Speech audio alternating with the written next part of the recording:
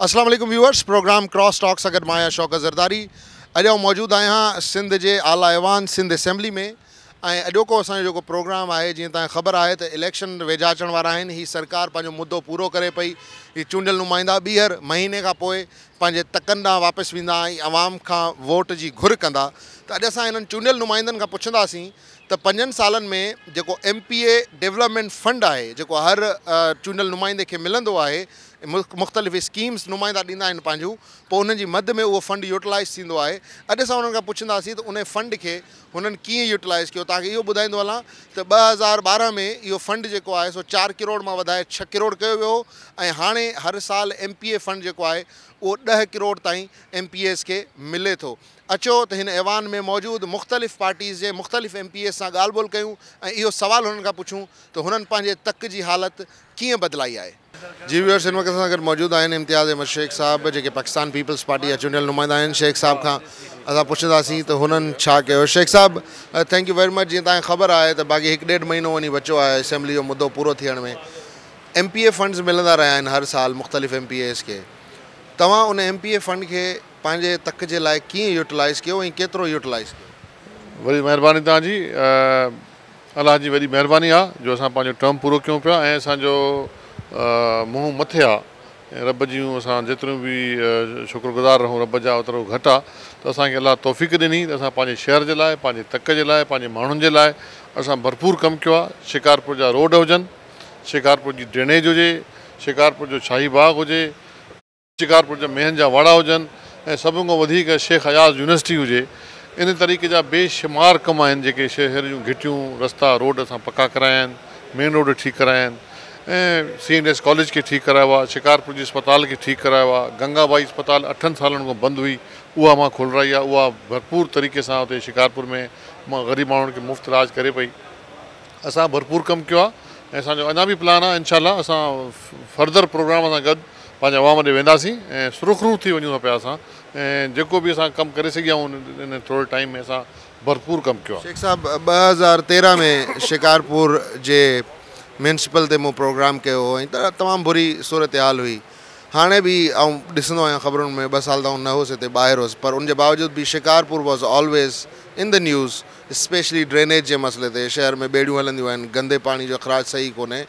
उहो मामिलो तव्हां मुतमइन आहियो, तव्हां हल करे छॾियो आहे। वरी कॾहिं शिकारपुर में नॉर्मल टाइम्स में, ऐं बरसातुनि जी ॻाल्हि नथो कयां, नॉर्मल टाइम्स में शहर वरी ॿुॾंदो त कोन? इंशाअल्लाह न ॿुॾंदो ऐं शहर में असां बहितरीनु निज़ाम खणी आया आहियूं। हाणे इहो आहे मसइलो गवर्नेंस जो मसइलो। शिकारपुर म्यूनिसिपल चेयरमैन जेको आहे उहो मुकमिल तौर ते उन मतिलबु न करे सघियो कम खे, ईअं खणी चऊं, ऐं फेल थी वियो। इन करे असां कोशिशि करे उहे इख़्तियारात DC खे ॾियारियासीं। हाणे डिप्टी कमिश्नर उते सफ़ाई जो निज़ाम संभाले पियो काउंसलरनि सां गॾु, जेके उते लोकल काउंसलर आहिनि ऐं अवाम जी सपोर्ट सां। ऐं हिन वक़्तु शहर जी सूरत हाल काफ़ी बहितर आहे। ऐं अॼु बि तव्हां पंहिंजो प्रोग्राम करणु चाहियो त शिकारपुर वञी सघो था। असांजे परपुट बि उते ॾिसो त नालियूं, घिटियूं, रस्ता, रोड, सफ़ाई बहितरी हले पई ऐं ड्रेनेज जो पंपिंग जो निज़ाम जेको आहे उहो शहर जो निज़ाम पंपिंग ते मुश्तमिल आहे। अगरि पंपिंग स्टेशन सही हूंदियूं, मोटर को हलाईंदो, पाणी त बिल्कुलु न पींदो। अगरि मोटर न हलाईंदा त पोइ खणी तव्हां सोना पाइप विझो, सोनियूं मोटरूं विझो, पोइ पाणी पींदो। उहो गवर्नेंस जो इशू आहे, म्यूनिसिपल जो इशू आहे। हिन वक़्तु उहो DC ॾिसे पियो ऐं असांखे पका त इंशाअल्लाह हिन वक़्तु असां निज़ाम अहिड़ो बहितर करे छॾियो आहे त तो हाणे पाणी न पींदो। माशाअल्लाह, तव्हां ॿुधायो तव्हां काफ़ी कमु कराया आहिनि। आख़िरी सुवाल आहे, हिन भेरे इम्तियाज़ शेख जॾहिं इलेक्शन में लहंदा त इम्तियाज़ शेख वटि जेको वोट अट्रैक्ट करण जो तरीक़ेकार हूंदो, सिर्फ़ु तीर जो निशान आहे या इम्तियाज़ शेख जी गवर्नेंस या सुठा डेवलपमेंट प्रोजेक्ट्स आहिनि? ॾिसो, जेके बि कम असां कया आहिनि उहे पाकिस्तान पीपल्स पार्टी जे वजह सां थिया आहिनि। पार्टी असांखे मुकमिल सपोर्ट कयो। मां थोराइतो आहियां पाकिस्तान पीपल्स पार्टी जी लीडरशिप जो, बिलावल भुट्टो ज़रदारी साहब जो, अदी फरियाद जो, आसिफ अली ज़रदारी साहब जो ऐं CM साहब जो ऐं वज़ीरनि जो, जिन असांखे फुल सपोर्ट कयो ऐं असां इहे सभु प्रोग्राम करे चुका आहियूं। ऐं मां तव्हांजी इन तवसुत सां तव्हांखे बि मां दावत ॾियां थो, तव्हां हलो, मूंसां गॾिजी हलो त तव्हांखे मां शहर जा पाड़ा बि घुमायां, शहर जा रोड बि तव्हांखे ॾेखारियां, शहर जी अस्पताल बि ॾेखारियां, गंगाबाई अस्पताल बि ॾेखारियां ऐं तव्हांखे यूनिवर्सिटी जो प्रोजेक्ट बि तव्हांखे ॾेखारियूं, शाही बाग बि ॾेखारियूं, बेगारी केनाल पकी कराए उहो बि तव्हांखे ॾेखारियूं, CNS कॉलेज बि तव्हांखे ॾेखारियूं। त मतिलबु असां अलाह जी महिरबानी आहे ऐं असांखे पाकिस्तान पीपल्स पार्टी जी सपोर्ट सां पार्टी जे प्रोग्राम तहत असां कयो आहे। ऐं जेको तीर जो निशान आहे उहो काफ़ी आहे ऐं तीर जो निशान ज़मानत आहे तरक़ीअ जी, माण्हुनि सां राब्ते जी ऐं माण्हुनि सां दुख सुख में बीहण जी, जेको असां बीठा आहियूं ऐं इंशाअल्लाह बीहंदासीं। जी व्यूअर्स, हिन सां गॾु मौजूदु आहिनि एजाज़ शाह बुखारी साहब, टने मोहम्मद ख़ान मां चूंडियल नुमाइंदा आहिनि। उन्हनि खां पुछंदासीं त हुननि पंहिंजे इलाइक़े में जेको MPA फंड आहे उनखे कीअं यूटिलाइज़ कयो। शाह साहब, 5 साल पूरा थियण वारा आहिनि, महीनो ॾेढ वञी बचियो आहे असेंबली जो मुद्दो पूरो थियण में, ऐं हर साल MPAs खे फंड्स वग़ैरह मिलनि था।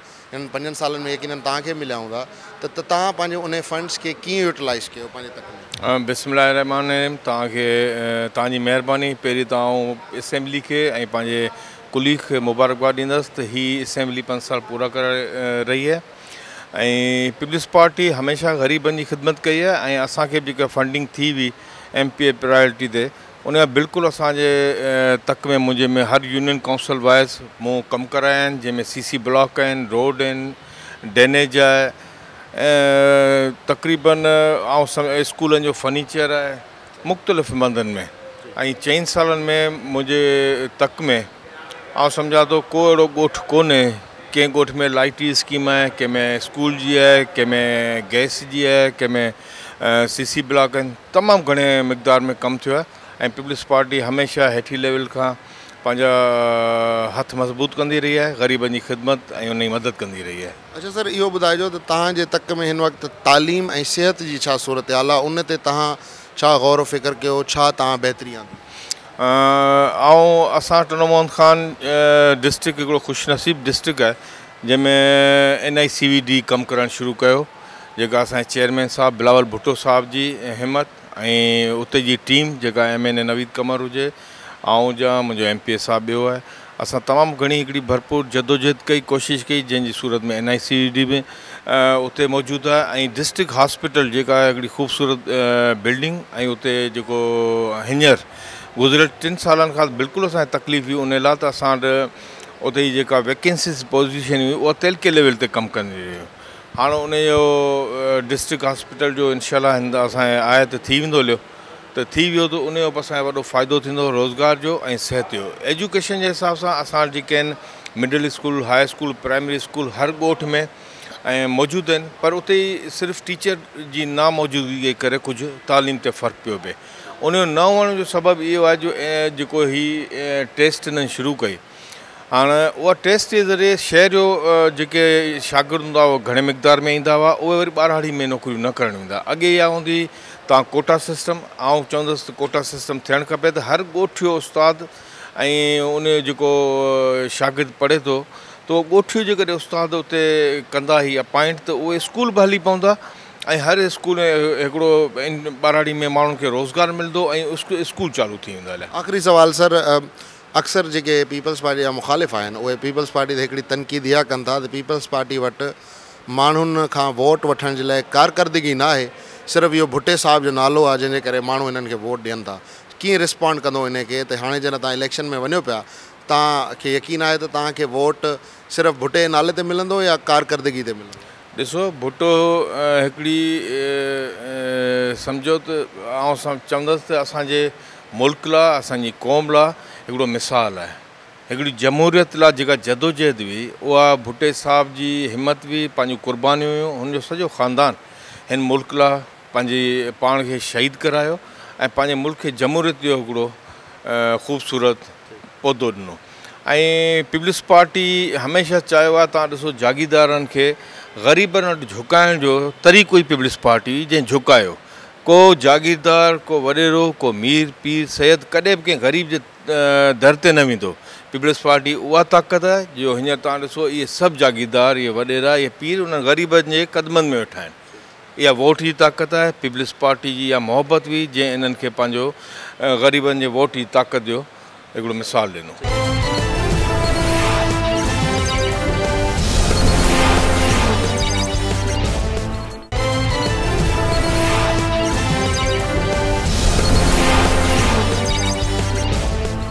जी व्यूअर्स, हाणे असां गॾु मौजूदु आहिनि साईं फ़क़ीरदाद खोसो साहब, ऐं उन्हनि खां पुछंदासीं गुज़िरियल 5 सालनि में MPA फंड उन्हनि कीअं इस्तेमालु कयो। खोसो साहब, थैंक यू वेरी मच असांखे टाइम ॾियण जे लाइ।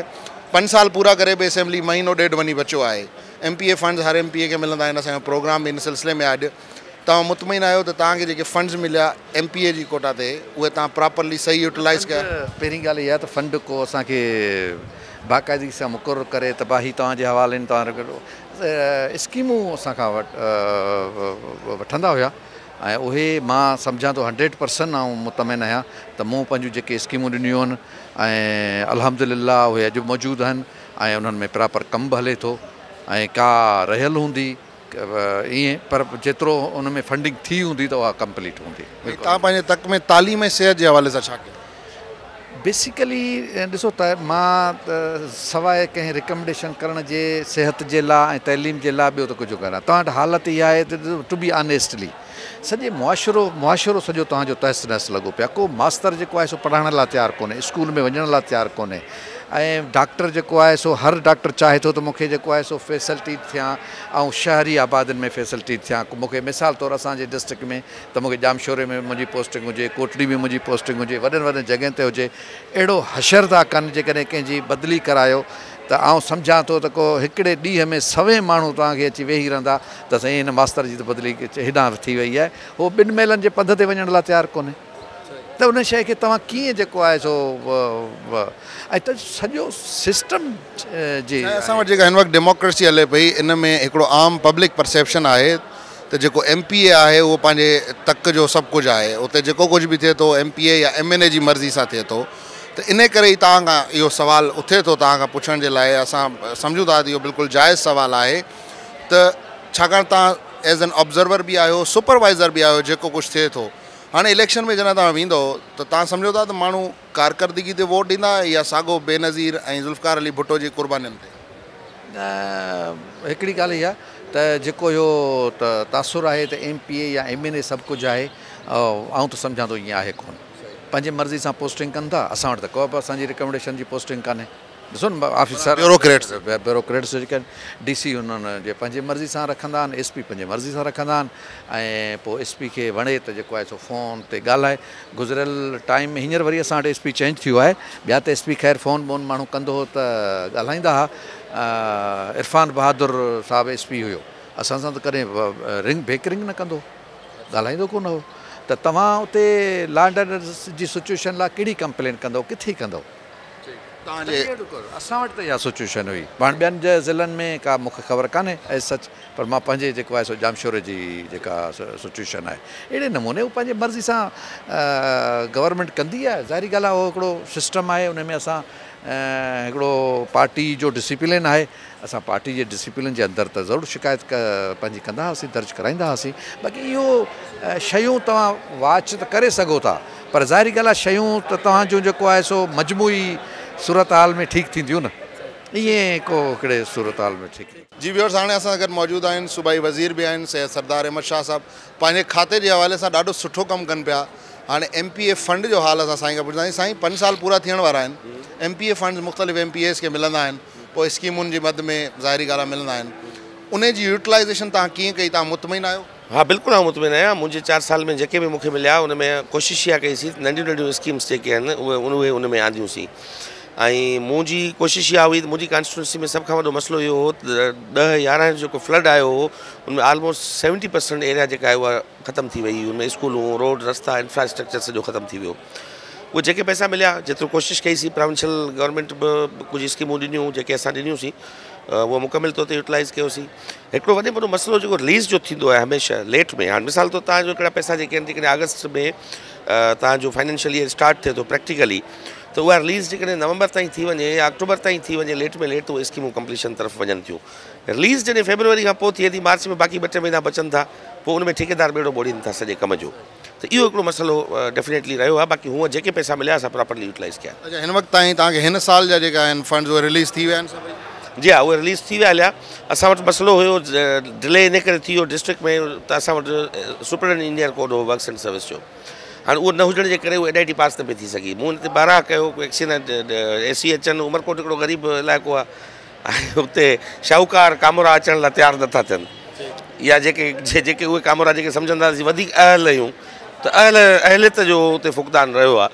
सो बहरहाल उहे हाणे एग्ज़ीक्यूट थी विया आहिनि। शाह साहब, हिकिड़ो परसेप्शन माण्हुनि में इहो आहे MPAs MNAs वज़ीरनि जे हवाले सां त उहे माना करता धरता हूंदा आहिनि पंहिंजे तक जा, तव्हां ज़ाहिरी ॻाल्हि आहे ॿिया त कई मसइला मसाइल पंहिंजी कॉन्स्टिट्यूएंसी जा हल कया हूंदा, बट स्पेसिफिकली MPA फंड जे हवाले सां किथे ब्यूरोक्रेसी मां तव्हांखे के रंडकूं वग़ैरह आयूं या किथे इन परसेप्शन खे तव्हां कीअं था ॾिसो, छा इहो परसेप्शन सही आहे? ब्यूरोक्रेसी में अचनि थियूं, बिल्कुलु रंडकूं अचनि थियूं। ज़ाहिरी ॻाल्हि आहे त हिकिड़ो असां वटि बदकिस्मती सां जेको ब्यूरोक्रेटिक ट्रेंड रहियो आहे या ब्यूरोक्रेटिक जेको स्ट्रक्चर आहे उहो प्रो पीपुल न आहे ऐं उहे माण्हू सोशली रिस्पॉन्सिबल पंहिंजे पाण खे नथा सम्झनि त भई असांखे वञिणो आहे, असां बिल्कुलु जॉब वारो माण्हू आहे, ट्रांसफर थी वेंदो ॿी जॻह ते वेंदो। मेंबर जेको इलेक्टेड आहे उहो जेकॾहिं पाण ना हलाए, गाफ़िल आहे, माण्हुनि खे नथो ॿुधे त उहा ॿी ॻाल्हि आहे, हुनखे माण्हू पाण ई सज़ा ॾेई छॾीनि था। पर हुनखे इहा ख़बर आहे त मूंखे 3 साल 4 साल 5 साल वरी मोटी माण्हुनि ॾे वञिणो आहे, वरी माण्हुनि खे फेस करिणो आहे, तिखियूं मिठियूं मूंखे ॿुधणियूं आहिनि। त ब्यूरोक्रेटिक हर्डल्स त लाज़मन अचनि था, इवन या कंप्लेन हलंदी रहे थी।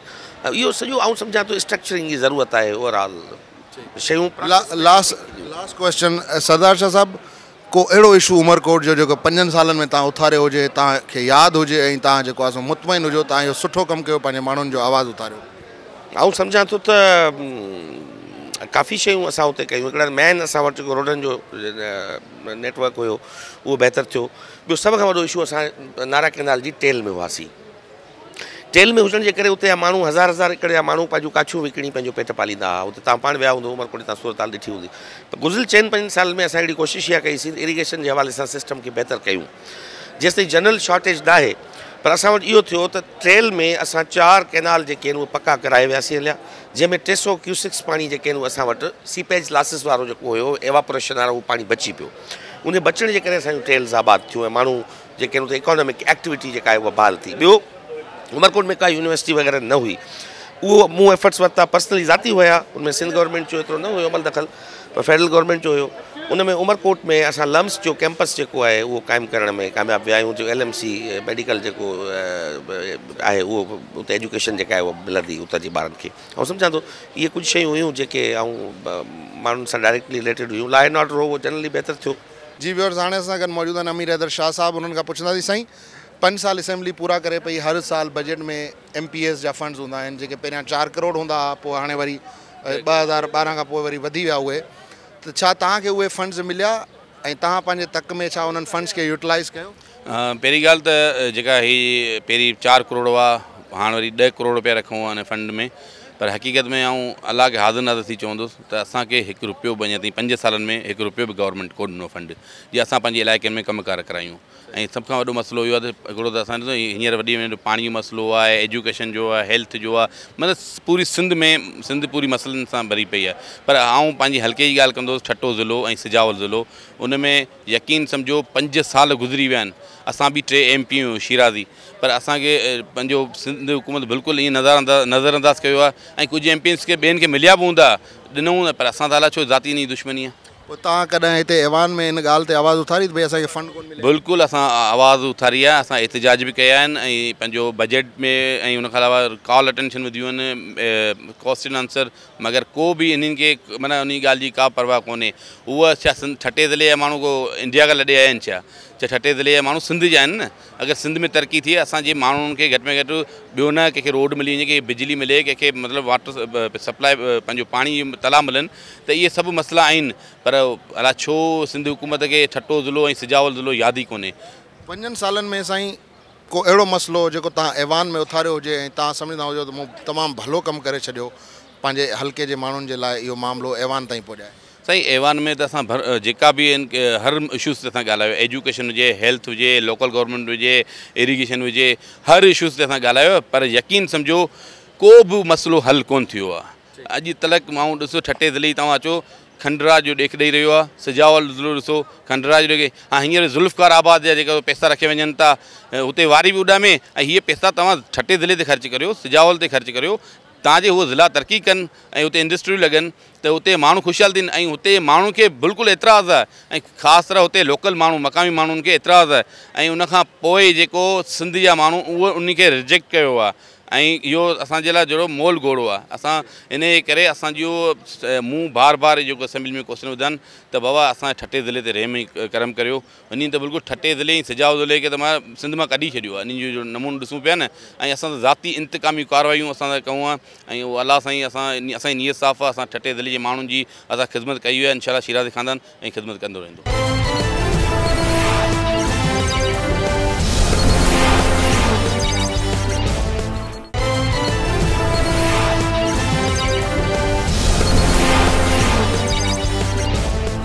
व्यूअर्स हाणे असां गॾु मौजूदु आहिनि इरम अज़ीम फारूकी साहिबा ऐं उन्हनि खां बि इहो ई सवाल कंदासीं MPS फ़ंड के हवाले से।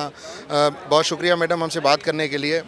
हर साल MPA को मुख्तलिफ़ स्कीम्स की मद में डेवलपमेंट के फ़ंड्स मिलते हैं, यकीनन आपको भी मिले होंगे, तो बताएं उनकी यूटिलाइजेशन किस तरह की है? मुझे कभी नहीं मिला, क्योंकि हमारी पार्टी जो थी जिसकी मैं मेंबर थी MQM, फ़ंड्स वहीं चले जाते थे और उसके बाद वही यूटिलाइज़ करते थे।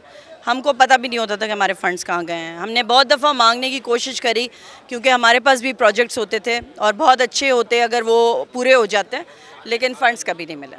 अच्छा, तो आपके हल्के की आवाम या आपके लोग जिनको आप रिप्रेजेंट करती हैं या आपकी पार्टी, तो क्या कभी उनसे आपने ये बात नहीं की कि जी मुझे भी आप कुछ स्कीम्स वगैरह दें ताकि मैं वहाँ पे काम करवाऊँ? बहुत दफ़ा मेरी इंटरनल लड़ाइयाँ भी हुई हैं और बहुत दफ़ा ये कहा भी गया है कि औरतों की सीटों को आप लोग बिल्कुल ज़ाया करके रख रहे हैं और जो पैसे आ रहे हैं वो क्या हमारे पास दिमाग नहीं है, क्या हम लोगों के पास प्रोजेक्ट्स नहीं हैं कि आप लोग हमें प्रोजेक्ट्स के ऊपर जो भी फंड्स आते हैं वो किधर जाते हैं? तो आज तक कभी हिसाब किताब मिला नहीं हमें। साढ़े सां गॾु मौजूद आहिनि ख्वाजा इज़ारुल हसन, मुखालिफ दुर्जा अगवान भी उनका पूछा था। इज़ार भाई, थैंक यू वेरी मच हमसे बात करने के लिए। पहले तो ये बताएं कि अभी मैंने बहुत से MPA से बात की है, कुछ ने तो अपनी कारकर्दगी बड़ी अच्छी बताई, कुछ ने कहा कि जी हमें फ़ंड्स ही नहीं मिले।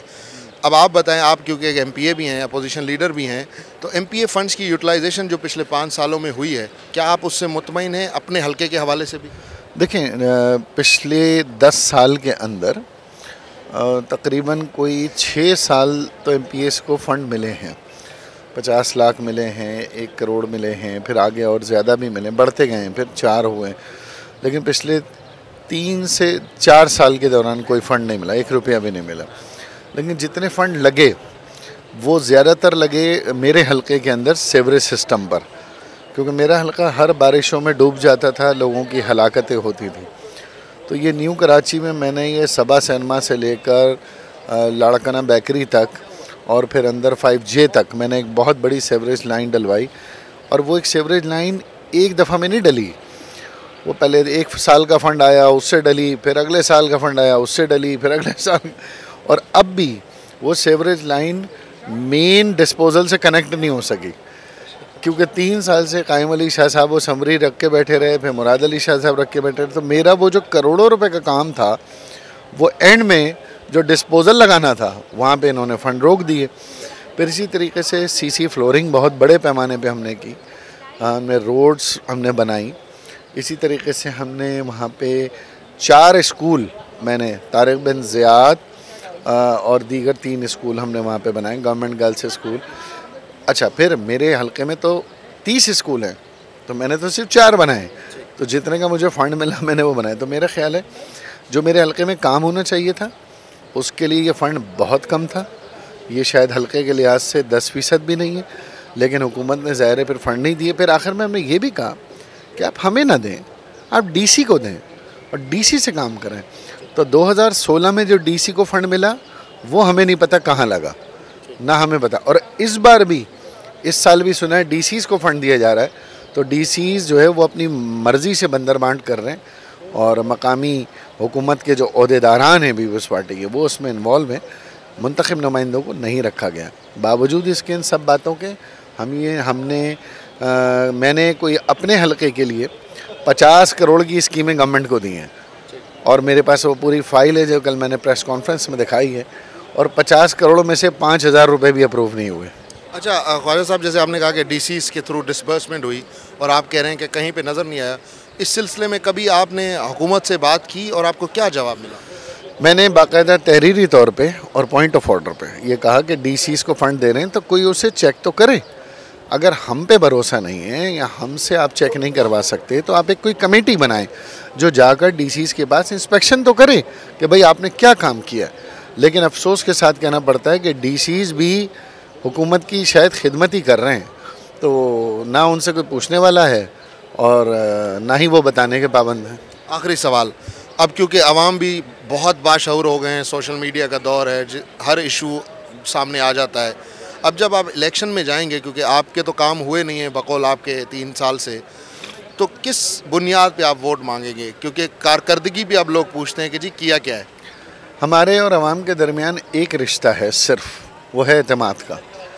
हमने जो कुछ मिला उन्हें पता है वो भी लगाया गया, जो नहीं मिला उन्हें बर वक्त बताया गया, तो एतमाद की वजह से वो हमें वोट देंगे।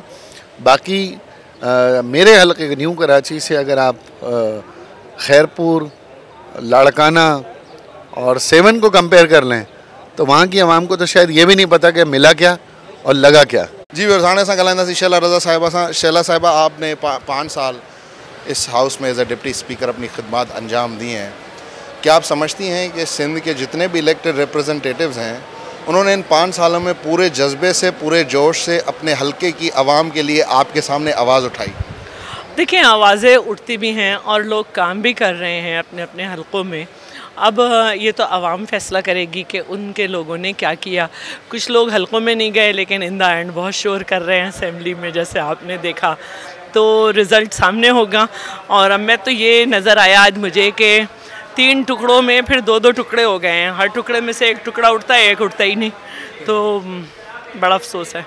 ये मुझे बताएं, ये लीनियंसी क्यों दी आपने एज ए डिप्टी स्पीकर या आगा साहब ने, जो लोग अपनी पार्टी छोड़कर एक पार्टी के मंशूर पे इलेक्शन लड़े, फिर उन्होंने पार्टी बदल ली, अब वो हैं तो दूसरी पार्टी के रिप्रेजेंटेटिव्स लेकिन ऐवान में बैठे हैं और शोर भी वही कर रहे हैं। इलेक्शन कमीशन में भेजा हुआ है, वहाँ से आएगा जवाब तो हम करेंगे। जी व्यूअर्स, अॼु सिंध असेंबली में मुख़्तलिफ़ चूंडियल नुमाइंदनि सां असां ॻाल्हि ॿोल कई ऐं जेके अपोज़िशन जा नुमाइंदा आहिनि उन्हनि जी इहा शिकायत आहे त उन्हनि खे फंड्स मिलिया कोन्हनि ऐं उन्हनि जा काफ़ी कम जेके आहिनि से उहे न थी सघिया आहिनि।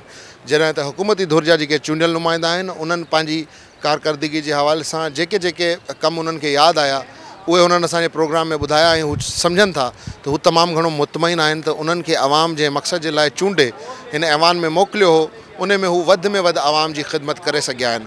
हाणे जेको चूंडियल नुमाइंदनि ॻाल्हायो, इन में केतिरी सदाकत आहे, केतिरी सचाई आहे, इहो उतां जे हल्के जो आवाम बहितर नमूने सां ॼाणे थो ऐं उतां जे हल्के जो आवाम ई बहितर नमूने सां ॿुधाए सघे थो। छाकाणि त हाणे इलेक्शन अचे पियो, इहे सभु चूंडियल नुमाइंदा जेके आहिनि महीने ॾेढ खां पोइ वापसि पंहिंजे तकनि में वेंदा ऐं यकीनन माण्हुनि खां वोट घुरंदा ऐं पोइ आवाम हूंदो ऐं चूंडियल नुमाइंदा हूंदा ऐं आवाम ई फ़ैसिलो कंदो त वाक़ई जेका कारकर्दगी आहे उहा एतिरी मुतमइन कंदड़ आहे जो उन्हनि खे वोट ॾिजनि या मुतमइन कंदड़ न आहे जो कुझु नवनि चेहरनि खे हाणे आज़माइजे। अॼोके प्रोग्राम में एतिरो ई। शौकत ज़रदारी खे सिंध असेंबली मां ॾींदा इजाज़त। अला भाई।